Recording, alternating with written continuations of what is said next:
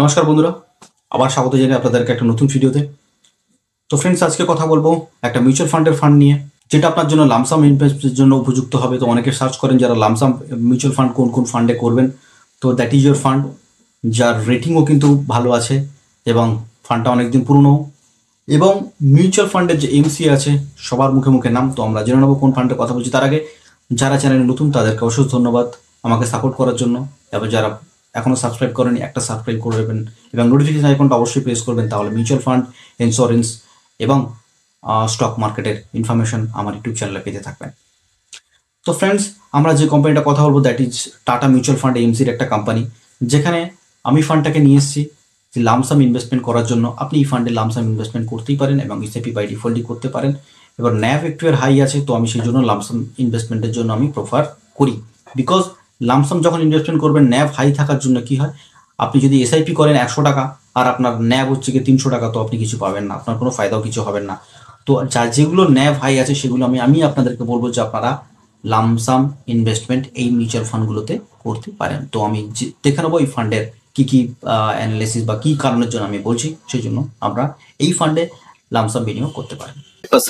1 মাসের benchmark return দিয়েছে এবং এর কারেন্টলি ল্যাব চলছে 184.43 রুপিস। 3 রেটিং এর কিন্তু এটা ফান্ড আছে। ফান্ড সাইজ কিন্তু 2064 টাকা এর ফান্ড সাইজ আছে। আপনি মিনিমাম এসআইপি আমি আপনাদেরকে বলেছি, আপনি 100 টাকাতে মিনিমাম এসআইপি করতে পারেন, কিন্তু এই সব ফান্ডে 100 টাকা এসআইপি করে কোনো লাভ নেই। যদি আপনার এসআইপি অ্যামাউন্ট বড় হয় তাহলে আপনি এই ফান্ডে ভালো ফায়দা দেখতে পাবেন, বিকজ অফ আপনি এখানে ইউনিটস অনেকটাই বেশি পাবেন। এবার আমি যদি ধরি ওভারঅল এই ফান্ড কিন্তু 17% রিটার্ন আপনাকে প্রোভাইড করেছে। তো এখানে যদি দেখেন তো আপনার 2020 থেকে তারপর থেকে কিন্তু এই ফান্ডটা কিন্তু দ্রুত গতিতে, দেখুন 20-তে কেউ যদি 39 টাকা ন্যাপ ছিল, তো কেউ যদি এই ফান্ড ইনভেস্টমেন্ট করতেন তো মোটামুটি আমি যদি রাফলি যদি ধরি 5 গুণ রিটার্ন এই মিউচুয়াল ফান্ডে দেখতে পেত। তো আপনারা এখনো পর্যন্ত এই ফান্ডের অপরচুনিটিস আছে। আমি কেন বলছি তো কিছু কিছু পয়েন্টে আমি জেনে নেবো। রিটার্ন ক্যালকুলেটর যদি আমি দেখি তো এই ফান্ডে যদি কেউ 1 লাখ টাকা ইনভেস্টমেন্ট করতো এবং কত বছরের বেঞ্চমার্কে, যদি 5 বছরের বেঞ্চমার্কে, তাহলে এই টাকাটা কিন্তু 3 গুণ হতো। 1 লাখ ইনভেস্ট করে 3,35,000 টাকা আপনি দেখতে পেতেন। This is the authentic. কোটিপতি হবে, লাখপতি হবে সেসব তো পরের কথা। প্রথমে আপনার লাখপতি হন, তারপরে কোটিপতি। যারা কোটিপতি হয়ে গেছেন, যারা লাখপতি হয়ে গেছেন তারা এখন কোটিপতি হতে পারেন। তো it's jokes on a part. তো আপনাদেরকে যারা 1 লাখ টাকা কেউ যদি 1 বছর ইনভেস্টমেন্ট করেন, এই ফান্ড লামসাম ইনভেস্টমেন্ট করেন, তাহলে আপনার টাকাটা 5 লাখ টাকায় হয়ে যেত। তো 5 বছরের বেঞ্চমার্ক ধরে চলি।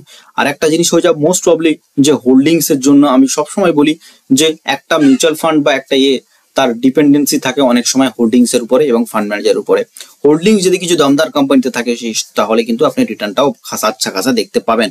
তো এটা অনেক খুঁজে আপনাদেরকে জন্য বের করে। দেখুন লারসন অ্যান্ড টাব্রো, লারসন অ্যান্ড টাব্রো কিন্তু রাম মন্দিরের যে কনস্ট্রাকশন সেই কাজে কিন্তু হাত লাগিয়েছে বা কাজে অংশগ্রহণ করেছিল এবং পুরোপুরি লারসন অ্যান্ড টাব্রো যে রাম মন্দির নির্মাণে সাহায্য করেছে। NTPC, Adani ports, DLF limited, Bharat heavy electronics, GR infra projects limited, Thermax, Torrent power, আরো অনেক কোম্পানি আছে। এই প্রতিটা কোম্পানির কিন্তু ফান্ডামেন্টালস খুবই ভালো এবং এদের যে ওয়ার্ক প্যাটার্ন বলুন বা এদের যে বিজনেস মডেল বলুন সেটাও কিন্তু অনেকটাই ভালো। তো স্টক মার্কেটের সাথে বিজনেস মডেল কি আছে? আমি এমন একটা কোম্পানি স্টক কিনে রাখলাম যার বিজনেসই করতে পারে না, তো মিউচুয়াল ফান্ডে আমার রিটার্ন কোথা থেকে দেবে? তো এই প্রতিটা কোম্পানি কিন্তু সেরকমই নয়। প্রতিটা কোম্পানি কিন্তু দামদার, নিজেদের সেক্টরে নিজের এতে জায়গায় কিন্তু ভালো পারফরমেন্স করে। তো সেই জন্য আপনি রিটার্নও দেখতে পাবেন। আর আদানি পোর্টস তো আমি ছেড়ে দিলাম যে এর যদি কেউ স্টক কিনে রাখে তো কামিং ডেজে ভালো আপনার রিটার্ন প্রোভাইড করবেই। এবার হোল্ডিং অ্যানালিসিস, যেহেতু এটা ইকুইটি লিঙ্ক সেভিংস প্ল্যান, তো 96.1% এর হোল্ডিংস আছে, ক্যাশে আছে 3.2% হোল্ডিংস আছে, আর ইকুইটি সেক্টর অ্যালোকেশন তো সব সেক্টরে কিন্তু অ্যালোকেশন আছে। যেহেতু এটা ইনফ্রাস্ট্রাকচার ফান্ড, তো মূলত ফান্ডে আপনি এখানে দেখতে পাবেন মেটাল অ্যান্ড মাইনিংস, আদার্স আছে, সার্ভিস আছে, এনার্জি আছে, তো সব জায়গায় এখানে। এবার রিটার্নস অ্যান্ড র্যাঙ্কিং এ যদি দেখি তো 3 বছরের যে এই ফান্ডটা কোন জায়গায় আছে বা কেন ইনভেস্টমেন্ট করবো এটা একটা কারণ হয়ে যায়।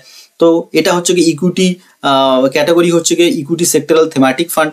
তো আপনি 5 বছরের যদি বেঞ্চমার্ক দেখেন তো এখানে 27% 4% রিটার্ন দিয়েছে, ওভারঅল 17% রিটার্ন দিয়েছে, 1 বছরে 62% রিটার্ন দিয়েছে, যার কিন্তু ধারে কাছে নেই। এবং র্যাঙ্ক অনুযায়ী এর র্যাঙ্ক হচ্ছে গিয়ে 9th র্যাঙ্ক আছে।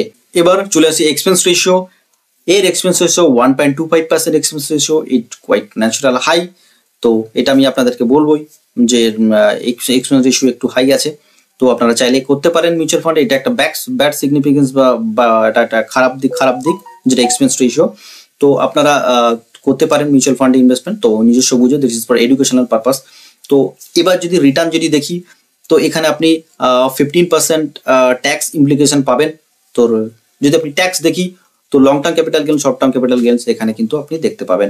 আমি কথা বলছি টাটা ইনফ্রাস্ট্রাকচার ফান্ডের ব্যাপারে। তো এটা একটা সেক্টরিয়াল থিমেটিক ফান্ড।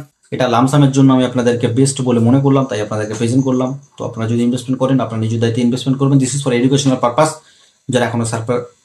যারা এখনো সাবস্ক্রাইব করেনি, একটা সাবস্ক্রাইব করবেন, লাইক করবেন এবং একটা কমেন্ট করে দিয়ে যাবেন, এবং নোটিফিকেশন আইকনটা অবশ্যই প্রেস করবেন। তাহলে মিউচুয়াল ফান্ডের ইনফরমেশনের সমস্ত ইনফরমেশন আমার ইউটিউব চ্যানেলে দেখতে পাবেন।